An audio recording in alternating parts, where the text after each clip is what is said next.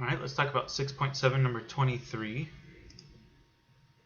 It says, find the mass and center of gravity of the lamina with density delta. In 23, they tell us that delta is 2, which means that this is a homogeneous lamina. And so the formula for the center of gravity for a homogeneous lamina, we just call that the centroid.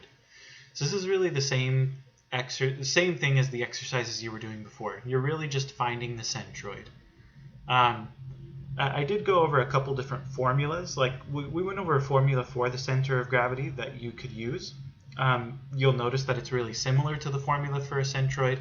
And when you have a constant density, the formulas are in fact exactly the same. So it doesn't matter which formula you use, you're going to end up at the same place. But you're just basically finding the centroid here.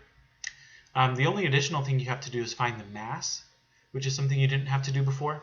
And well, let's do this. So we've got x equals 1, root x, and delta equals 2. Okay. So you've got x equals 1, y equals square root of x, delta equals 2. So first of all, the region looks like this. So y equals root x looks like that. That was actually a really poor drawing, but you get the idea. And then x equals 1 looks like that. So this is the region we're talking about. And as far as the mass is concerned, remember that the density is mass divided by area. And that implies that the mass is going to be density times area. We already know the density is 2. So if we can find the area of this region, then we can find the mass of that lamina, right? We can say, all right, so the area is going to be the integral from 0 to 1 of root x dx, right? That's all there is to that. X to the 1/2, so that's going to be 2/3 x to the 3/2, evaluated from 0 to 1. And if you plug in 1, you get 2/3. Plug in 0, you get 0, right? But there's I don't know why I boxed that. That's not the answer, right?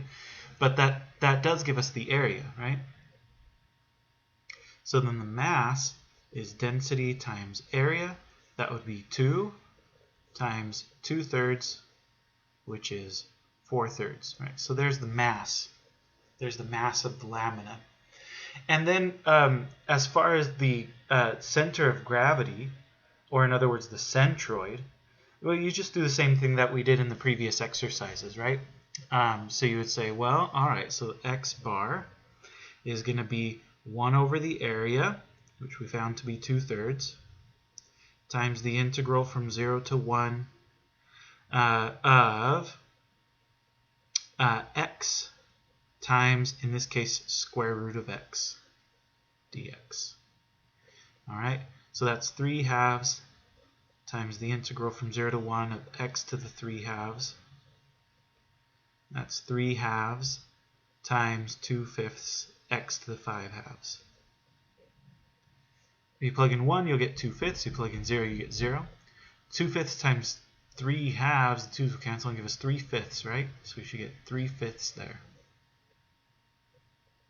for your x coordinate. And then your y coordinate is similar, right? It's 1 over the area times the integral from 0 to 1 of 1/2 times f of x squared. So that's 3/2 times 1/2 is 3/4. So we have 3/4 times the integral from 0 to 1 of root x squared is just x dx. And the rest is history, right? 1/2 x squared from 0 to 1. You plug in 1, you get 1/2 times 3/4, you get 3/8. So there's the y coordinate. All right, so that's 23.